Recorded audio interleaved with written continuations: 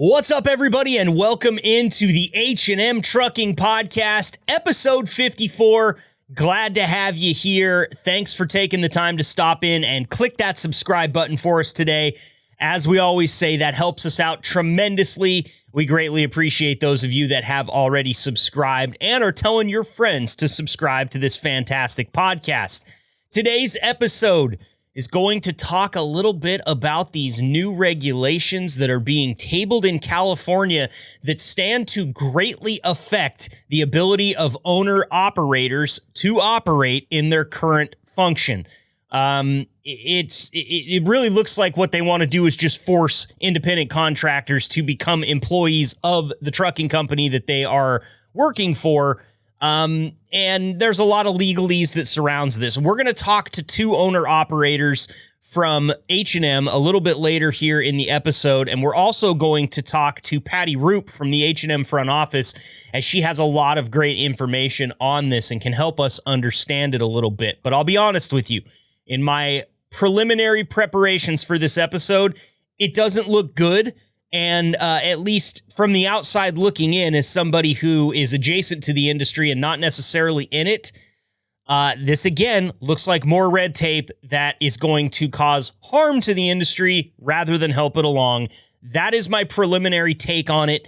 I'm excited to hear what Patty has to say and what our drivers have to say as well, so we can help make sense of this.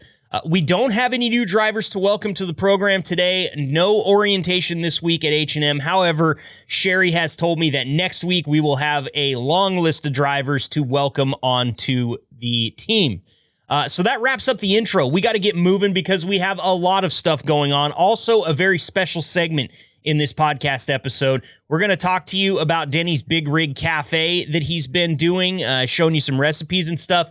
That actually is not Denny's Big Rig Cafe. That is Bill's Big Rig Cafe. And we're going to welcome Bill's brother Ed on the show a little bit later and explain to you why it is that we are calling this Bill's Big Rig Cafe. So lots of stuff coming up. Exciting episode. Don't forget to click subscribe. Helps you know when we put out a new episode. Let's get to the good stuff. From Omaha, Nebraska, to whatever lane you're driving, this is the H&M Trucking Podcast with your host, Marcus Bridges.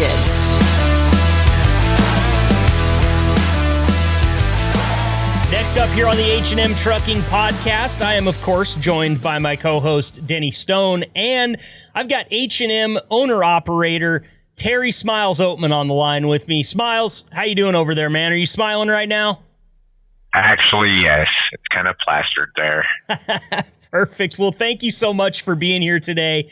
It's been a while since we've had you on the podcast, and we're very happy to have you back, although our subject matter today might not be as fun as we've talked about in the past. It looks like there's some funny legislation being tabled right now out in California. The law is called AB 5, and it appears that the state wants to enforce this controversial law that aims to reclassify independent contractors as motor carrier employees. And we're going to use some different vocabulary during this, obviously, but independent contractor, owner, operator, one and the same for the intents and purposes of what we're talking about here.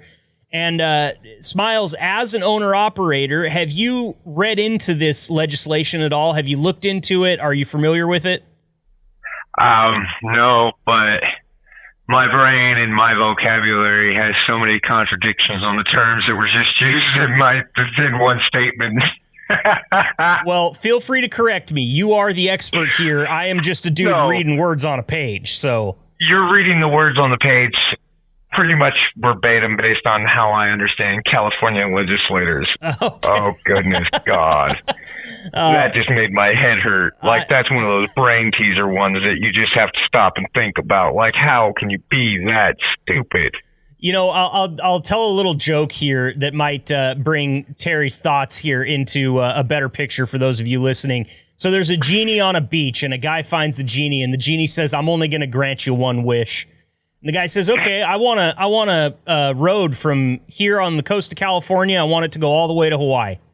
The genie says, "Really? That's your best wish? That's all you could come up with? You only get one, man." And he says, "Fine. I want to understand California legislators. The genie says, did you want 2 lanes or 4? I knew right where you were going when you said one wish. I knew right where that joke was going. I was like, yep, I know that one. Oh, Yeah, because it's so accurate. And it so can accurate. be used in any context for anything. And I mean, it's really a good starting point to where we're at today. This rule is aiming to make it so that owner-operators really aren't a thing anymore if they're connected with a carrier, is what I understand here. And Denny, I don't know if you've had wording is verbatim to your understanding, yes. Okay. They're trying to, and they did it with Uber and Lyft, and Uber and Lyft basically slapped it in their face, but they were trying to start this with those systems. And anybody who pays any kind of attention to life in general as it's evolved right now understands that Lyft and Uber's just taxi services, right? Mm-hmm. Where people use their own cars. Well, California passed a law that if your company provides a service and you are paying people part of your revenue to do that service, even if it's with their vehicles, that they're deemed employees. Gotcha. Well, Uber and Lyft kind of laughed at the California government on that one, because Uber and Lyft are nothing more than a software program that provides this service that both the drivers are making income from and passengers are getting a ride from. There, in turn, California's law completely had no effect on the targeted group. But it sounds like the reason that this is going to target owner-operators is maybe because the verbiage in this law states that if you're providing that service using company equipment, then technically you should be an employee of the company rather than an independent contractor. Is that correct? And that's exactly what they're trying to do. Is they're trying to make it to where in California, Lyft and Uber drivers, because they are using a company-provided application on their phone, are deemed company employees. That is the verbiage that they're trying to hit. And in order to do so, they have to target owner-operating truck drivers and everything else, because we use equipment of the companies we're normally signed on with. Mm-hmm. Right. Like you own the truck, you don't necessarily own the trailer. Correct. And H&M prefers that we run their trailers. That way they know they're newer, better looking, better maintenance, and whatnot. And I respect it. It makes my life, oh my God, so much easier. But it is that verbatim stipulation that H&M would like to keep that makes it to where California would like to deem me a company driver and make H&M give me company benefits. So let me ask you this, Terry. What went into your decision to become an owner-operator rather than a company driver? Well, honestly, I've followed my grandfather's footsteps. He was a hero, my hero growing up. He always owned his own business or was a truck driver owning his own truck. And it never felt right for me to work for somebody else. And so when I became skilled and talented in a trade, I decided that my best option was to own my own business in the trade so that I didn't have to answer to somebody who could basically tell me, hey, we don't want you here. And then I had no means of income. I'd still have my equipment to make my money. Right. And I first did it with automotive, where I'd own the tools and I could go anywhere, but my hands didn't like the wrenches. And in turn, I wound up driving a truck. Still a good passion, still something I love. Turned out to be for the better, so I didn't beat my body up. Sure. Well, it sounds like there's a very good reason that you made this decision, because the reason I asked that question to start off is I know it's not an easy decision to make. You're sitting in a dealership right now getting your truck repaired. I talked to you yesterday, and you were as worried as anybody else that I've heard about the bill that's coming from this truck repair, because that's coming out of your pocket, man. And there's paperwork, there's insurance policies, there's all sorts of stuff that comes with being an owner-operator that the company drivers don't normally have to do. So it's a big decision to make. And I mean, from my standpoint, it sounds like you made the right one. I want to bring Denny in here real quick. Denny, remind me, owner-operator, company driver with your time at H&M. I was a company driver, and I had considered numerous times through my career of being an owner-operator. I'll preface this by saying I don't think H&M would do this to anybody, but there are companies out there that would, which is why I made the decision years ago. And I came close at least twice. I was in the financing end and then decided, maybe I don't want to do this. The only way I decided it would fit for me would be for me to get my own loan, buy my own truck, and then sign on with the company. That way, if for some reason things didn't work out, I could take my truck and go somewhere else. Mm-hmm. But, if you sign on with some of these companies, they'll let you, they'll run you on that lease until you are in the last 6 months. So that there's just enough of a balance left, and then they'll park you and tell you there's no freight and let you sit until you're in default, and then take the truck back and do it to somebody else with the truck all over. Universal is known for it. There's that Universal Trucking is quite known for it. 600,000 miles when these trucks are going to have major repairs. That's why these fleets get rid of them at around 400 to 600,000 miles. And you buy one of those trucks and then they let you run it until you've done all of those major repairs, and then they cut your miles and they get the truck back. Again, I don't think H&M has or will ever do that. If I were to trust a company with that, H&M would be the one. But that was my thing. I was doing good as a company driver, so I didn't do that. But like I said, the way I would have done it was to do my dream was always to do it. Mm-hmm. Same time I have a question. I mean, I've been sitting there shaking my head through this discussion. I read through some of this literature. Okay, I'm stupid, I guess. What's the purpose of this law? Is it to protect the driver, the owner-operator? Is it just something because California likes to legislate shit? I mean, what is the purpose of this? If it's to protect the driver from what I was just talking about happening, then that may be a good thing. Nope. But I don't know. The purpose behind the legislation and the purpose behind the original attempts to control and dictate and regulate it a little bit more. Are they trying to get revenue, tax revenue? What is the goal of the state of Florida? I mean, of the state of California? More revenue. Yeah, I think that's the only thing that I can make sense of out of it, you guys, is just that this is another way to end up with more tax dollars in the pocket. But they're doing it specifically because they have a couple of large cities, and most large cities' tax revenue do not cover the income needed to help that city. Therefore, they need statewide taxes to help cover those cities. So to do so, they would do something like this where they can get money statewide and make it to where they can put it anywhere they want.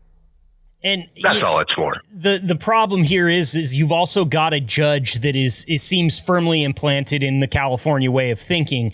I'm going to read a short excerpt here from the very end of this article. And by the way, this article that we are pulling some info from is entitled "Federal Judge Denies CTA Challenge to California AB5."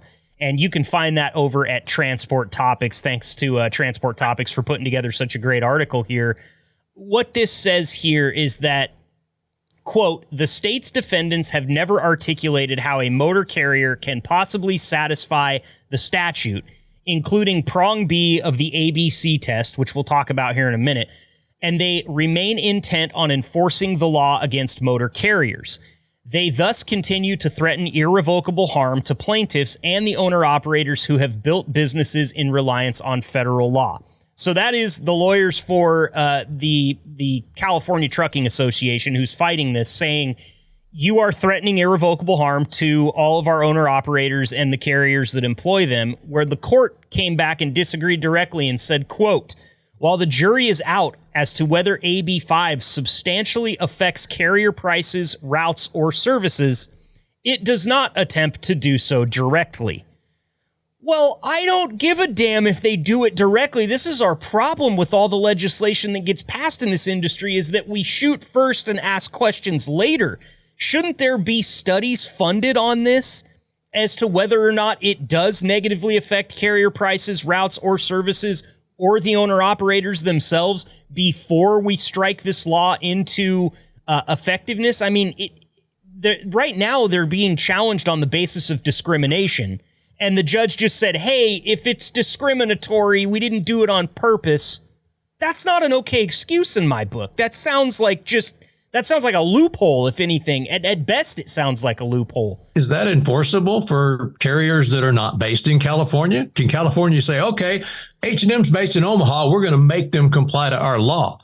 Is that? That's what they want. They'll say that you can't run in California if you don't. That's just like their clean air compliance. Yeah. Just like their clean air compliance. I mean, there's got to be a contingency of drivers out there, Denny, to what you just said. A contingency of drivers to go, great, make the law in California so that I never have to cross the state line again. Hey, I had a buddy that threatened to set up a little mini gift shop at the border selling gerbils because apparently years ago you couldn't run air conditioner in your cab to keep yourself, your human body cool when it was 120 degrees. But if you had a pet, then California cares about the animals. Oh, good. So he said, I'll just sell gerbils and I'll buy them back when you come out of the state. That's a great idea. I want to talk real quick about this ABC test. Now, this is the test that's come along with the proposed legislation, and they say this is how you decide if you are an independent contractor, owner-operator, or if you are an employee of the company. There's a lot of legalese in this, guys, so I'm going to do as best I can here. It says the three-pronged ABC test dictates that a worker is considered an independent contractor to whom a wage order does not apply only if the hiring agency establishes A, that the worker is free from control and direction of the hirer in connection with the performance of the work, both under the contract for performance of such work and in fact. B, that the worker performs the work that is outside the usual course of the hiring entity's business. And C, that the worker is customarily engaged in independently established trade, occupation, or business of the same nature as the work performed for the hiring entity.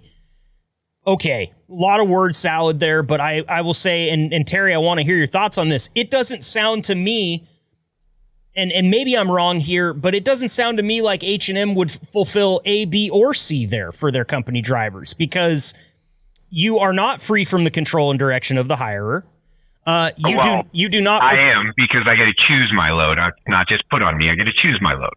Okay, so then let me ask you this. If your performance was suffering greatly...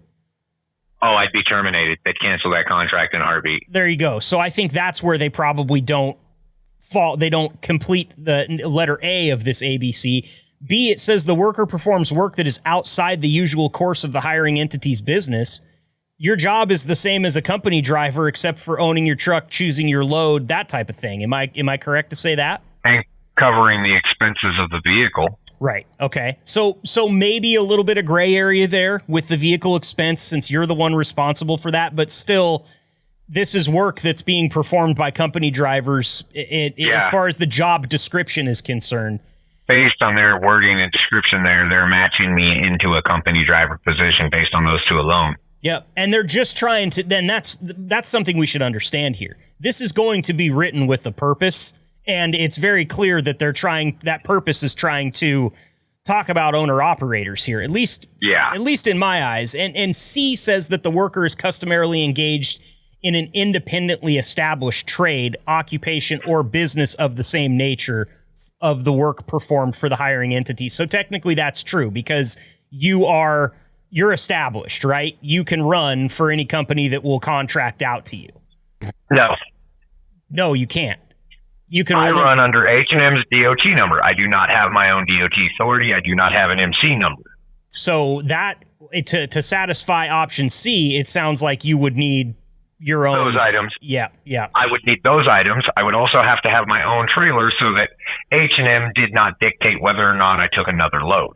I would also have to have the authority to take another load from another company. I'm contracted to H&M. I'm not allowed to. I have to take the loads through H&M. Because I'm contracted for my hours of service to be used for them. So what do you think, Terry, after we talk about all this? I mean, because just getting your own authority, getting your own trailer, all those things that you just mentioned, that sounds like... They're trying to shut down small business is what they're doing, is what it sounds like. They're trying to close small businesses down and make all of us become company employees again, trying to go back to the old industrialized setting that our current school systems still haven't updated from. Everybody has to work for somebody else. If you're not working for a 1%er, you're not doing it right.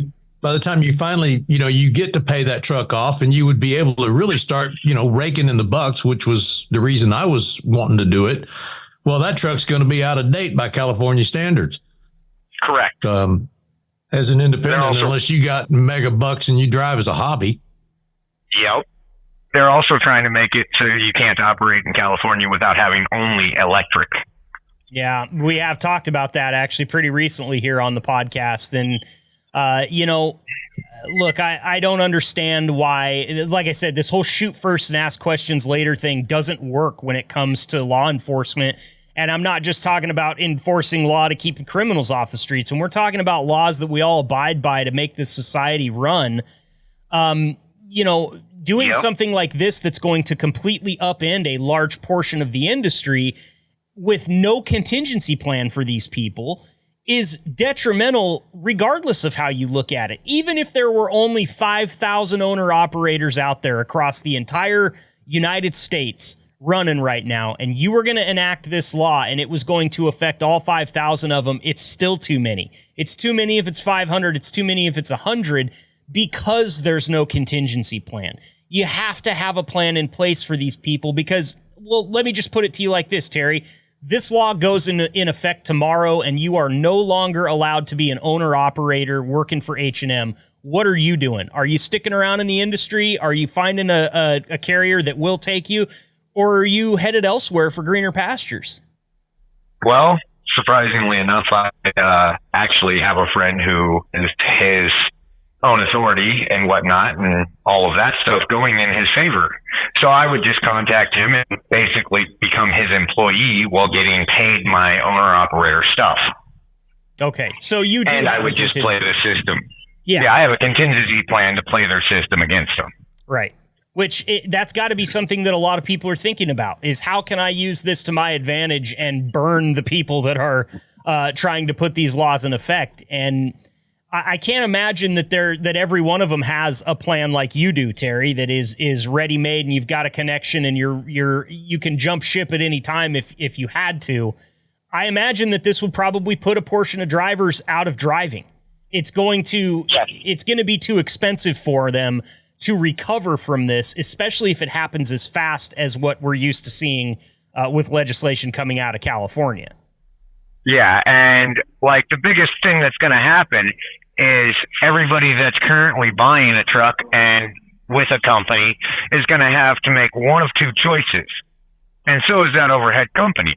They're either going to have to, the overhead company is either going to have to do something to reimburse the driver so the driver doesn't feel hurt, or the company is going to have to release the driver with the truck so that the driver can finish paying off their truck running somewhere else, doing something else for someone else with that truck.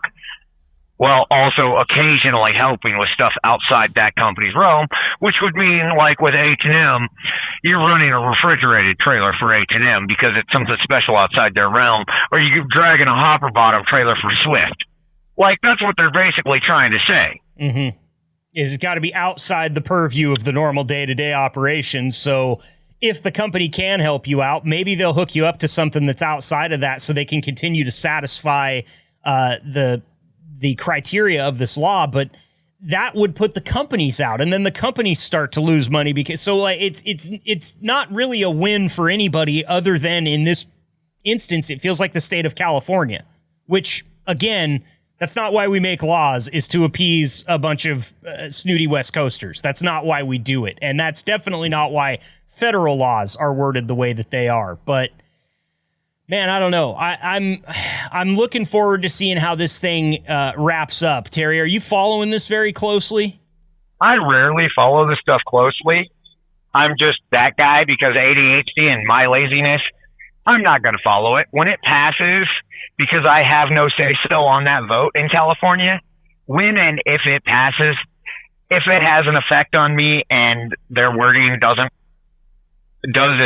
as they want, and H&M is no longer able to go out there with their owner-operators, H&M will probably just stop running their owner-operator trucks out there and only send their company trucks. Sure. Well, and that's probably what the entire nation of OTR trucks is going to do. It's just, well, screw California. And then when the federal government sees that the entire nation basically turned their nose up to California and just blatantly restricted who went in there, the government's going to realize that that law can't really work. There's too much that's going to have to change for it to work. Yeah, or California is going to have from the other end. They're suppliers. They're their salad bowl, if you will. They're not going to have enough trucks to run that stuff. And so they're going to start screaming, and they're going to say, "Oh, we need federal assistance. We need billions of dollars because our crops are rotting on the ground because the trucks won't come get them." So the government's going to have to bail it out. Yeah, California's just stupid. It's a lose-lose proposition here. Maybe there's a way that they could exactly it. Maybe there's a way they could do this if they sat down and planned it out for 5 years and talked about slowly implementing it. But still, a lot like Denny brought up at the beginning of this segment. Okay, fine, maybe you do that, but what's the end goal? Who is benefiting here aside from the government, which, again, I've said this a few times on this podcast, the government is bloated enough. I don't think there's a big reason to take a lot of money out of the public's pocket and put it into the government's pocket, especially not when there's no clear winner here. Like, if you've got a law that you're going to pass where 90% of the population is affected positively and only 10% are affected negatively, it sucks for those 10% of people, but there's a reason that we're putting that in. Is because it's for the greater good. This does not seem like the case here, at least as far as I've looked into it, which admittedly is probably not as deep into the rabbit hole as you could go. But I'm going bald, and I want to stop pulling my hair out thinking about California legislation, because it seems like that's all I do whenever we read about it. Yeah, well, the funny thing is if California succeeds, they pass the legislation, and the legislation seems successful within their state, Colorado will be the first to follow, if not Washington or Oregon. Oh, God, I know, man, and it sucks. Being a lifelong Oregonian, it has sucked since the beginning of my time on this earth, because you feel like here in Oregon, if you talk to a person, just a random person on the street, and you go, "Hey, what do you think about Californians?" They sound like truck drivers. They go, "I don't get them out of my city, get them out of my town.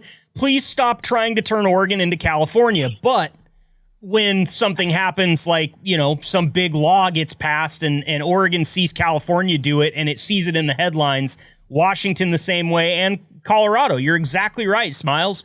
We just follow suit for no reason other than that they're down there and we're up here, and it seems like the right thing to do. Y'all might, but not around here. I just saw a bumper sticker within the last week said, "Stop trying to California my Texas." Yep. And I think stop trying to California all the states. That's the problem with them having these two huge population centers within the state.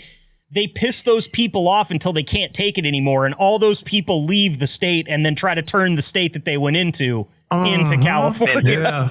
Yep. There's too many rednecks here. We don't go for that shit. No, you don't. And they're all armed. That's the other thing. Even if they wanted to take it away, they can't.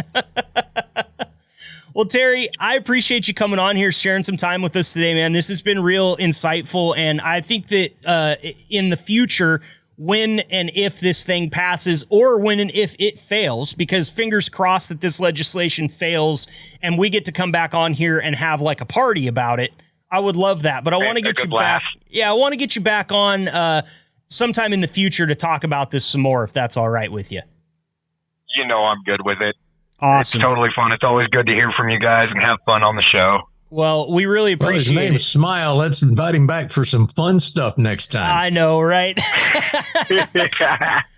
Well, I mean, we did kind of make sure to get some fun stuff out of the way on my first visit. So That's true. If we have to do a couple of serious visits, then that's fine, because our fun visit was my first one. And even though it was a lot of fun for us, I know it was quite helpful for other drivers. Exactly. It is. And this will be too, because we've got more owner operators out there that are listening. I know that for a fact. And if they haven't looked into this, it might be something that you want to do. If you're sitting there listening and you're a little curious right now as to how the future might unfold, just do a few Google searches, read through some of this stuff. And of course, this episode will not only have this interview with Terry, but we'll also be talking to Patty Rupp and in this podcast episode, and that will be very informative as well. So, Terry, we're pulling for you, man. We really hope that the bill doesn't get any bigger than what you told me it was yesterday as you wait for the repairs on your truck at the dealership. Thank you so much for being here today. Thank you. And you guys be safe and enjoy yourselves up there on the coast where, aren't you guys predicted another heavy storm coming your way already? Yeah, I mean, we're in this part in Oregon right now where we have like 4 different springs. They last like between 4 and 6 days apiece, and then we get rained on for 2 or 3 weeks. So it's beautiful right now, but don't get used to it. Oh, so that means you guys got 3 days. Didn't it just get beautiful yesterday? It was beautiful yesterday. Here today. Oh man, yeah. I too much more of this nice weather, and you guys will see me not showing up for these interviews because I'll be out golfing. But it just blew up my spot, so now I probably can't do that. So. All right, Terry, keep the shiny side up. Be safe out there. All right. Yep. Enjoy, guys. See ya.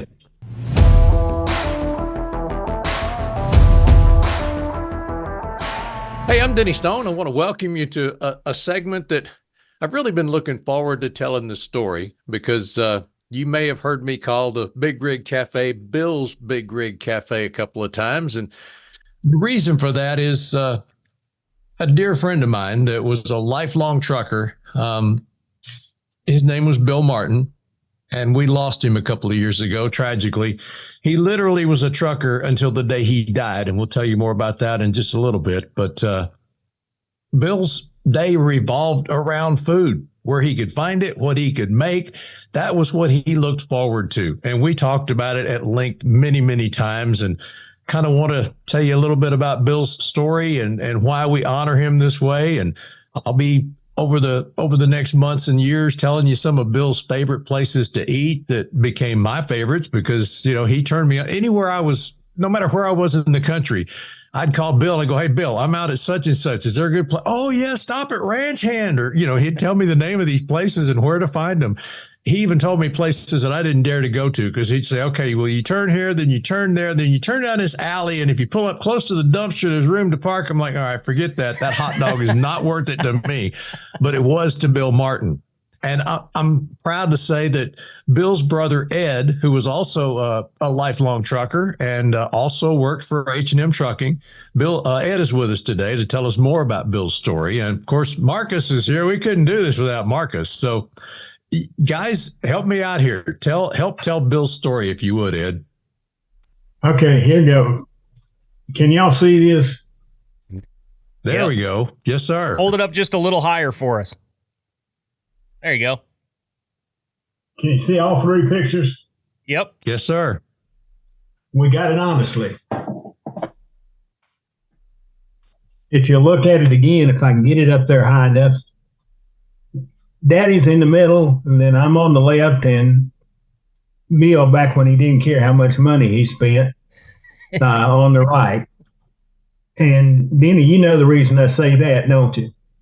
Yes, sir, because he's got that big old hat with a feather in the front. Charlie One Horse. You had to pay for those just to look at them. Well, that was back in the glory days, back in the 70s, when, you know, Smokey and the Bandit and everybody had a CB radio, and y'all lived that life. Well, that particular picture, Bill, was in 1980, I think. Mine was in 74. Daddy's, I think, was in 55 or 56. Wow. So we did get us honestly. And Bill got it honestly from me. I got Bill both of the long-haul truck driving jobs that he ever had because of me. You know, first one that he got, you know, I said, you know, hey, give him a chance.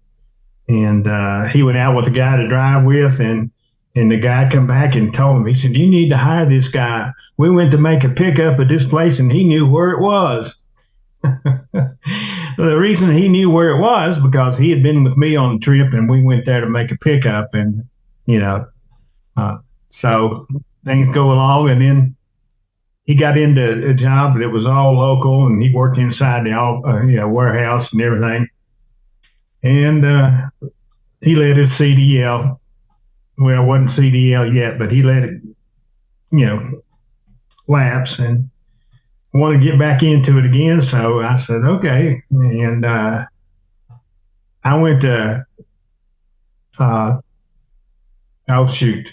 Here it is that we're talking about H&M, and I can't even remember the doofus's name. Vice president. That's probably Dale. That'd be Dale Cook. Yeah. And I said, and I went to the current president's father-in-law and said, I got this situation, and he wants to drive again. And Dale said, all right, but he's going to have to ride with you for a month and do everything.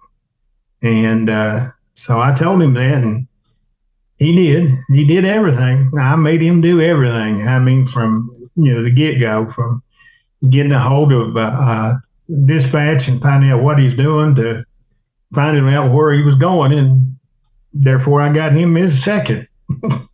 Now, driving down. I got to ask, Ed, a couple of brothers in a truck together for an entire month. Were you guys at each other's throats at all during that month?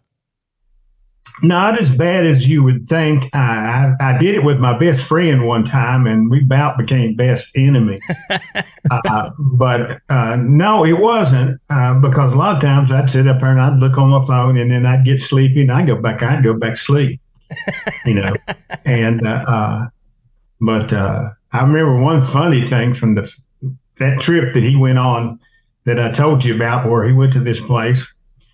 I said, okay. I said, we're empty. I said, go back and tell me when my fifth wheel is in the middle of the tandems. His question was, he went back there, and he come back. He said, what's the fifth wheel? Oh, no. Denny, I never told you that. I don't know that I told anybody that. That was the funniest thing. I mean, it didn't ever seem to be a problem for me. I just knew that, that was the fifth wheel. And he said, where's the fifth wheel? I count 4. I count 8. He got his knack for finding a good place to eat from me. I'm not trying to take the credit. I'm just telling it for what it is. And once you find a good place, you tend to remember it. I mean, some of the same ones, like the one over there on 80, there in Indiana. Come on, help me there, Denny. Oh, you're talking about Gas Grill. Gas Grill, yeah. You probably wouldn't have gone to Gas Grill simply because of where it was located. It was located on the side of a large convenience store truck stop. And and until you went in there and actually had the food, you probably wouldn't. Nothing fancy, but son, you didn't come out of there hungry. You went in there and you got as much to eat as you could want. And that's just east of Indy on I-70 there. 70. But, yeah. And then I was just going to say the thing that tickled me most about Bill was he was a storyteller. Oh, yeah. And when he launched into a story, you could even say, Bill, I've heard that, or you could finish the story for him. But he was not deterred. Bill was going to tell his story, even if you'd heard it 5 times before. He was going to tell it again. Because he didn't seem to realize that he'd already told it to you. And it got better over time. Fifth. Sometimes I think with those guys that they get more joy out of telling the story than we'll ever get out of hearing it. So if you've heard it a few times, it doesn't matter to them. They're going to keep telling that story. That's true. But Bill was a character, and I guess we should get to the sad part. We don't want to run out of time, but Bill and I, that last year or so, we're about a year apart in age. He's just a little bit older than me. And we were both looking at retirement and making plans and what are we going to do? And we're going to do this. Well, I had hobbies that I wanted to get into. I'm a woodworker, and I built my woodworking shop, and I was looking forward to getting in there and doing things and traveling, doing a little bit of traveling. When you're long haul trucker, I'm like, I can't understand these guys that buy a Winnebago and want to drive all the time. I wanted to take a few trips, but anyway, Bill and I would talk a lot about what we were planning in our future. And sadly, he didn't make it to retirement. He was fueling up at the Petro in Gary, Indiana, and had a heart attack and died right there. He was a trucker to the day he died. And I'll always cherish that time that we had, because you know as well as I do that you're out there on the road and you value those people. You can pick up the phone and call, because hour after hour goes by, and just to talk to a friend, it helps those miles go by. And Bill was one of those that you could always count on to pick up the phone and chat with you. It wasn't anything for he and I to get in a thing together. He'd be one place, I'd be another, and we'd talk each other through a rough time of the night or early morning, and next thing you know, where you're going and you're awake. Yes, sir. And we'd touch base almost, I'd say almost every day, but if not every day, at least every other day, and keep track of where we were. And if we were going to cross paths, we'd be picking out somewhere we might be able to stop. You know, the time, and it only works out 1 out of 10 times, but just in case, you'd pick that restaurant, that gas grill or whatever, and you're going to stop there. And some of the places, like I said, like Denny said, were like, turn left here, then turn right there, and then turn there, and there's going to be a dumpster with parking beside it. And there actually is a place in Memphis, Tennessee that fits that bill. It's right in downtown. If you've ever been to Memphis and know where the Peabody Hotel is. Yes, sir. There is an alley right across in front of the main entrance. In the middle of that alley is a dumpster. That's the main entrance to one of the best rib places in the country. Oh, wow. And that's where you go in at. You go in. What I was talking about was up in Virginia off of 81. I think it was a diner or a hot dog stand or something that he would go to. And he gave me directions 2 or 3 times, kept trying to talk me into going there. And I was like, from the directions you're giving, I don't think so. Well, some of the places were on U.S. routes. I think this one was off of 10, actually, yeah. Off the, U.S. highways that we ran before the interstate. And some of them survived the interstate, some of them didn't. And we knew where they were. And back in the day, this one place was where Roadway, Yellow, Time DC, some of the larger, older companies, if you'd been around, you knew who they were. And they went over there. And then after the interstates opened, they still kept stopping over there because they knew they could stop and wouldn't be a crowd, because they knew where they were, but didn't anybody else know where they were. And that's where we knew a lot of the places. There was a place down in North Carolina on US 220, and it didn't close till just within the past year. And it was called H&M Truck Stop. And you go in there, a dirt parking lot, and there's room for maybe 15 or 20 trucks at the most. And for years, we stopped there simply because we knew they had the best, not beef stew, but stew beef. Beef. Things like, and it was just beef that had been stewed in his own juices, and we knew it. And the same way with their hot dogs there. And H&M's hot dogs were, they were North Carolina hot dogs. And Bill always loved that soup that he got only from that one lady at Little Nashville. If she wasn't cooking it, he wasn't eating it. That's exactly right. And usually that was correct. If that lady didn't make it, it wasn't as good. It wasn't bad. It just wasn't as good. And it was pure vegetable soup. Denny can testify to that. It was pure vegetable soup. And he got mad when, what was it? The one in Oklahoma that he used to like to eat bean soup at, and they stopped serving it, and he pitched it. That's the one right there as you come off of Oklahoma Turnpike to get off your south to Dallas. And I didn't like that either. Stopped serving it. And they called it bean soup, but actually all it was just soup beans. If that makes any sense. And he and I'd argue about cornbread because I like it sweet. And he said, if I want cake, I'll eat cake. I want cornbread. And we argued about that. I don't know how many times. But Bill was a character. And anybody who knew him knew Bill Martin. And that's why we like to call it Bill's Big Rig Cafe in honor of him. Well, that's awesome. He was different than I was. I worked for several different companies. Bill worked for 2. In his entire career, he worked for 2. Wow. And one was the ones you see in this picture that I showed you. Yes, sir. You see it again. I'll show it real quick. See the name of it if you can see it. I believe I've got that picture. Maybe we can put it up and. If you may have the one that has all three of us together like this, and that was the first company. We called it the Flying R, and then the second one was H&M. That's the only two companies he ever drove for, and all the years that he drove. Me, I was a little different. Wow. I'd like to go out and go different things and different places and make a little more money and drive a little bit faster truck. And oh yeah, you worked Star Cars and drove. Oh yeah, I did entertainer coaches for a few years. Never did entertainment trucking. That's too much like work. I mean, you had to get there. Well, you had to get there early in the morning to offload.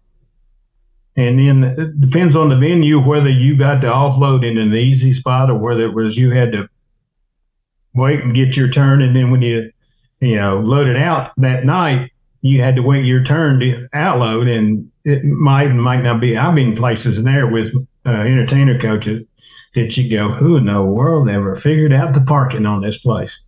And he thought about that a little bit. I never did get him into that, but he thought about it, but just never did do it. Yeah. And I still miss him. Of course, not as much because time, does fade a few things. But yeah, there was another guy at H&M, and I can't remember his name right now, that used to know all the places. And Bill and I, if we didn't get in there and we didn't know what place to eat, we'd call him. And he went by a nickname. He didn't go by his real name. And I can't remember it, but he's still there. But we call him and he'd say, yeah, try this and try that. He's probably one of the first ones that introduced us to Ranch House. Oh, yeah. Love Ranch House. And Stage Stop's gone downhill. Last few times I was in there, it just wasn't good anymore, but maybe they've improved. We can cross our fingers and hope. Yeah. Which one was that? Ranch House? Stage Stop out by Boise. Oh, Boise Stage Stop. Yeah. Yeah. The last time I was in there, it was pretty good, but of course that's been 4 years ago. Yes, sir. It was one of, if not the last truck stops that still cater to truck stops. When you go in there, there's a big sign that says, truck drivers stop here for this reason. And then you get inside and you find out that big sign that says, truck drivers only, this section. And they said, don't get mad if we serve them first. They've got schedules. I love that sign. They were set up for ranchers too, because they had corrals out there where you could offload and, stay the night and let your horses and cattle run around. Yeah. Yes, sir. And but anyway, we're kind of running over time here, so better wrap it up. But just a brief history. I know Bill grew up in West Virginia and still held that near and dear to his heart. I guess he was born in West Virginia, but I don't know. All three of us were. There was three. There was my older brother passed away about 2 years, maybe three, before Bill did, almost to the same day. Bill died almost on the same day that he did, and he was a Marine Vietnam veteran, as I recall. Decorated, very decorated, and we didn't know 2 years later that he was.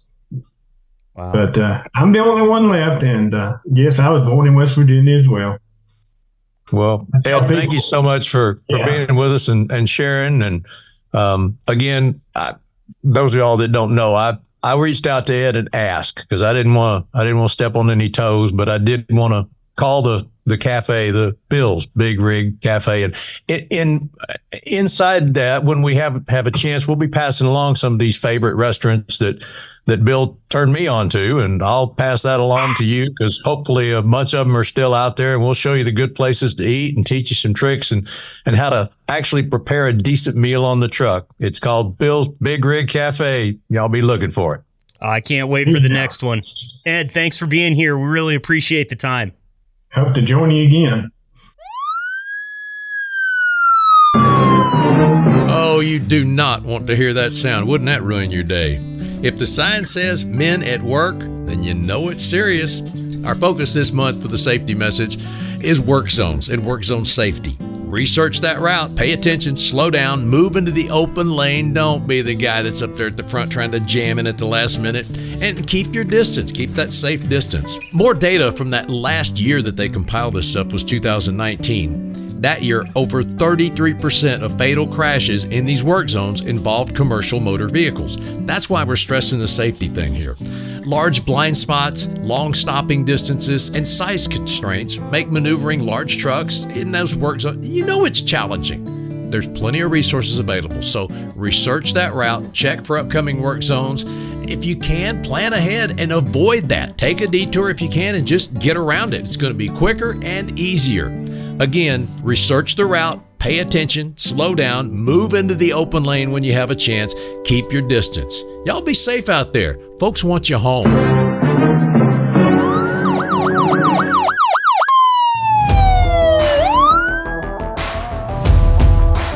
Next up here on the H&M Trucking Podcast, joining Denny and I is Controller for H&M Trucking Patty Rupp. Patty, thank you so much for being here today. No problem. Now, I enjoy our little meetings. Well, we don't have very many of them, and we're going to make a point to get you back on this podcast more because I enjoy the time spent with you as well. These are always very informative segments. Yep. So today's topic at hand is not our favorite one. It's not one that we're going to have a lot of fun talking about today. We might pull a few hairs out even, but it's important for us to talk about it, and that is kind of the legislation surrounding AB 5 out in California. These laws that they're discussing have a potential to really affect the way that owner-operators operate within the trucking space, Patty. And you were recommended to us as somebody that has some information on this. So I just wanted to ask you real quick, what types of legislation is being tabled right now, and what does it stand to affect as far as owner-operators are concerned with H&M? Okay, the main thing is that the IRS is updating their archaic ruling of what defines an independent contractor versus an employee. It's more to make sure that the employees are taken care of and that true independent contractors or, outside workers actually are and should be classified as, a contractor, not an employee. It's mostly a big push from the Department of Labor surrounding work comp and Social Security, Medicare, and all the taxes that go along with being an employee versus being an independent contractor. And what are your takes on it at this point in time? I know it's still kind of early in the game, but are you worried about what's going to happen or what could potentially happen to owner-operators with H&M? Or do you think that it's going to be business as usual? What are you thinking there? I think for H&M, it's going to be business as usual. It's always been big push on my part and on the management here at H&M to make sure that we define that line between an independent contractor versus employee. Very, big red line, not throw up any flags, because, they are a true independent contractor is a business person. They are managing their business. That is their bread and butter. They're taking care of their expenses. Yes, they get direction from H&M as far as their loads and, insurance requirements and stuff like that. But at the end result, they are running a business. And I think that our owner-operators are pretty well defined in that respect. And we've took many steps over the past years to make sure that there is no red flags that the IRS or the Department of Labor will come after us for treating them wrongly. Okay. And with this legislation that's being challenged right now out in California, this AB 5 bill, where basically what they're trying to do is a lot like what you're saying. Very, there's a lot of word salad here and a lot of legalese, but they're trying to say, like, they want to define what is an independent contractor and what is not. And the California Trucking Association has challenged this law twice and actually been they've lost both times that they've challenged it. And they're challenging it right now, Patty, on the basis of discrimination towards owner-operators. Judge didn't agree with them on that, but I'm wondering if you've looked into this AB 5 that's coming out of California at all, and if you're worried about that legislation maybe grabbing hold and having a bunch of states follow suit if California ends up getting this pushed through. I'm not too worried about it. We've looked into it when they started making a lot of noise about it a few years back, but right now it's not. I believe we have maybe one owner-operator that is a resident of California, so it's not a big push on our part. They're trying to eliminate those business people and make them employees so that the employer would be responsible for the taxes and the withholdings and everything. And the effects of it, I'm not real sure what, where we would stand when if they do get it pushed through and not get challenged again. I'm just not for sure if it's going to affect us, because California can make rules, but the Department of Labor is the end authority on everything. Mm-hmm. Sure. Denny, did you have any questions for Patty? I know that, through your experience as a company driver, you didn't get your hands in this owner-operator thing as much, but you did think about it going in. I know that for a fact. So anything from you here? Well, one thing that Patty said kind of made me go, because I was asking, the question at the top of my mind is, what is the purpose? What really behind this? And Patty said you only had one California driver at H&M, or California owner-operator. So is this strictly for residents of California? It wouldn't affect anybody else? Is that the way I understand this? That's my understanding of the bill. It's gonna affect businesses that are home offices in California, so they're paying California taxes, and those drivers that have residence in California. Ah, okay. Okay. Well, that clears up one question right there. Yeah. And some of the other things she said that we hadn't really discussed and I haven't thought about because I wasn't an owner operator. I mean, like, one of the reasons I was able to retire is because of what I contributed, or what the employer contributed, or forced me to contribute, whatever the phrase may be here. But anyway, my Social Security had it's a nice balance in there. So, if owner operators aren't forced to do that, and then they get to the end of their career, do they have anything? Because the employer, if H&M is not contributing that because they're an owner operator, that kind of made me go, well, maybe the government's looking out to protect them in their old age so that, they're not going on the government tit. They've got their own Medicare and Social Security. Right. When, as an owner operator, you're a self-employment. And so when you file your tax return as a self-employed or LLC, or however you establish your business, you then, based on what your income is, subject to Social Security, it will then, you pay both parts. So the owner operator themselves is paying their Social Security into the system. Wow. Oh, so, okay. So they're going to get it in there anyway, one way or another. Okay. Yes. Yeah. Going to be qualified income. Yes. What made you think Uncle Sam wasn't going to get his cut, Denny? Come on now. You know him better than that at this point, don't you? That's supposed to be, that's not Uncle Sam. That's supposed to be set aside for our future and our golden years. That's money that we've contributed for our retirement. That's where I'm at now. That's where anytime somebody talks about Social Security, Medicare, I'm like, wait a minute. That's my money. Yeah, well, I mean, they've been telling us since I was in high school that they didn't think that there was going to be any of it left for me by the time I get to retirement age. So it might only be your money, Denny. It might not be mine. Well, you got to think about it, because we're putting money into Social Security and the government's borrowing it. So they're not going to do away with it, because then they would lose their savings account. It's true. That's a very good point. Well, we'll just let them keep borrowing it interest free then. Why not? It's yes. I was just going to say thank goodness for Social Security and the fact that I'm a Vietnam era veteran, so I've got the coverage from the VA, so I can go either way. I can go to a regular doctor, or I can go to the VA, and luckily the one here is very good. I've been very pleased with, so I'm blessed in that respect. But a lot of guys aren't. No, they aren't. That's why my husband's on Social Security and getting a VA disability check, and we have, the VA to go to for healthcare. So that's great. It's a good thing. Yep.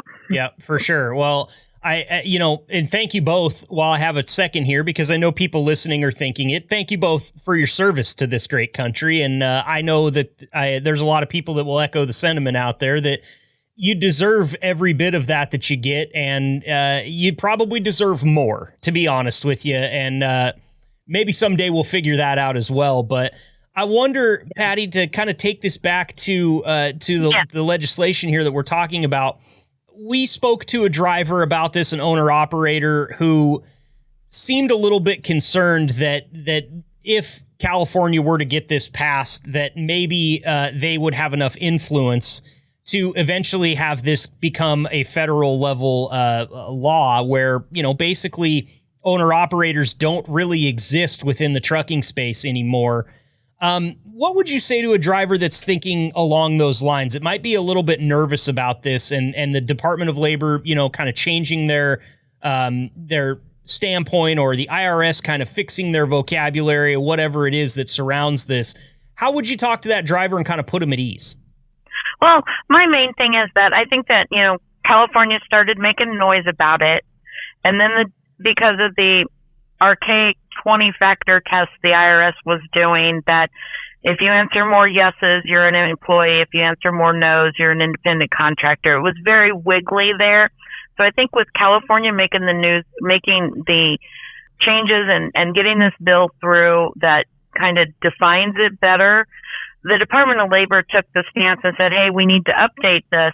So they've now come out with their totality of the circumstances analysis in big words.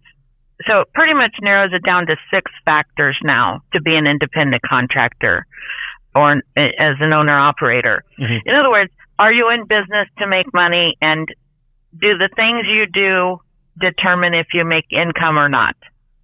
So you're in charge of your expenses. You're going to make your business work or not. You're an independent contractor.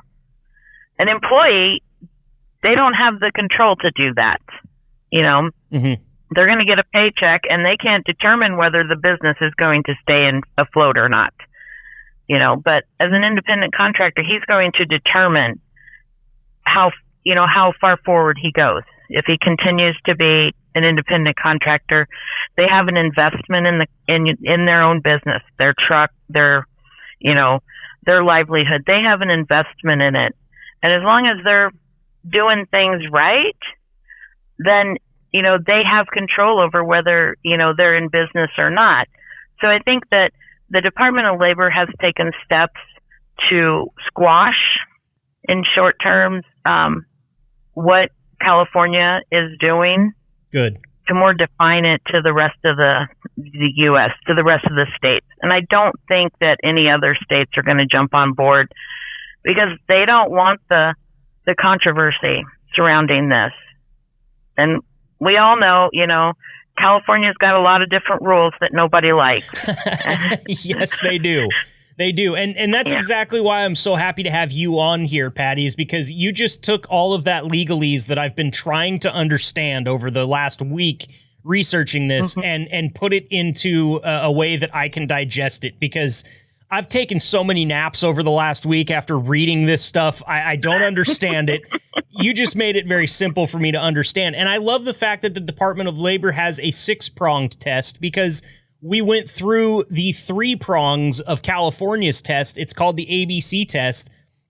And when Denny and I were kind of going back and forth with it, I wasn't sure that an owner-operator, as it stands right now, satisfied any of the 3 that California had, while it sounds like that kind of is the opposite for what the Department of Labor is doing. Can I jump in here for a second? Because I need clarification.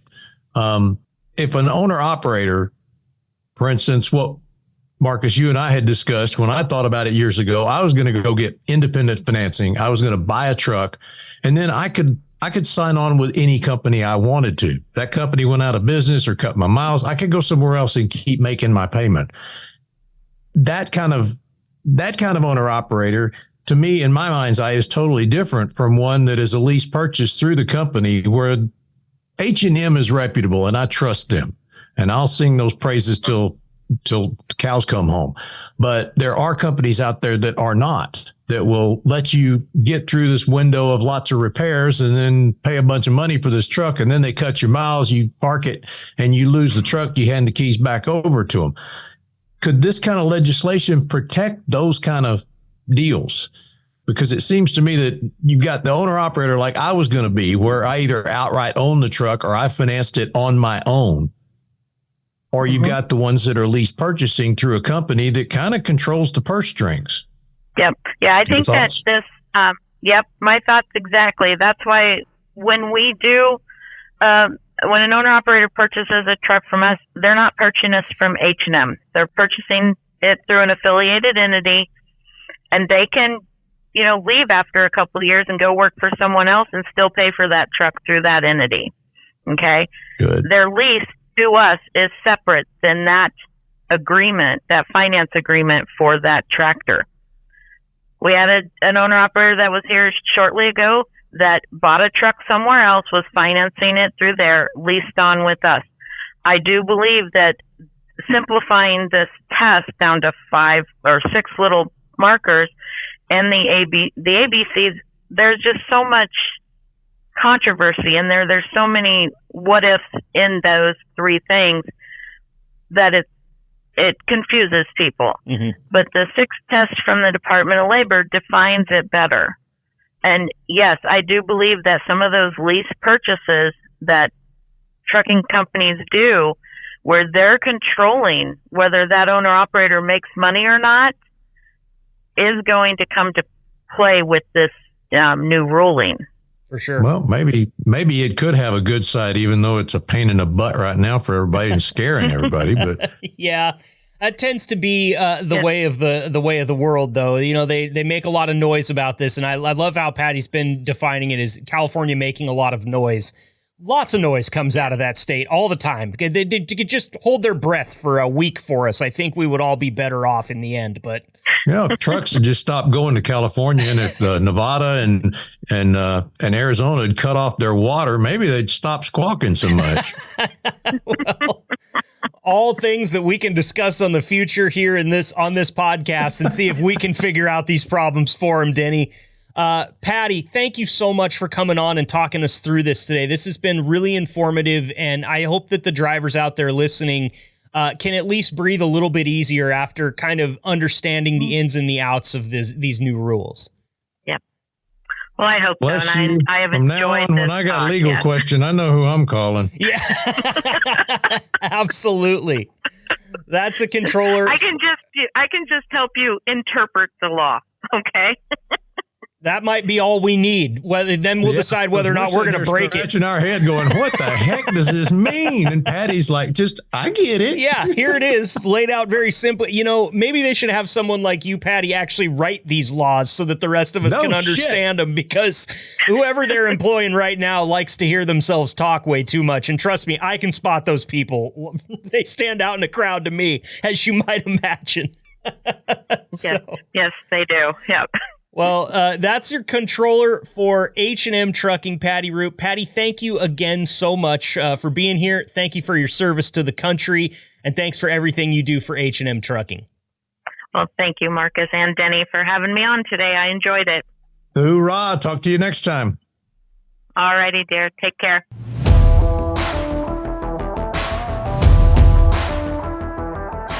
Woo! What an episode. Episode 54. Of the H&M Trucking Podcast, now in the books. Great stuff from Terry Smiles Oatman. Great stuff from Denny and Ed talking about Bill's Big Rig Cafe. And of course, fantastic stuff from Patty Rupp there, helping us understand what exactly goes into these new laws and how on earth to read all of the legalese. I love it when we have somebody that can explain something to me in a way that I can understand it. Because look, I was getting a headache trying to figure out what all of this stuff meant. And Patty did a great job putting it all in perspective, from the perspective of an H&M employee as well. So really appreciate everybody's time on this episode. For those of you listening to this for the very first time today, thank you for being here. Don't forget, if you click the subscribe button on whatever podcast platform you are listening on, it's free, doesn't cost you a thing, and it will alert you every time we put out a new episode, which is every Wednesday at 5 a.m. Central Time. We appreciate all of you out there listening. We want all of you drivers to stay safe and keep the shiny side up. And don't forget, if you've got something that you think would be good in this podcast, if you don't already have my number out there as a driver, get it from whoever you can. I'm not going to put it on this podcast because it is my personal number. And needless to say, I think I've said this before, there's some ex-girlfriends out there, and I don't know why. All right, I'm not a catch.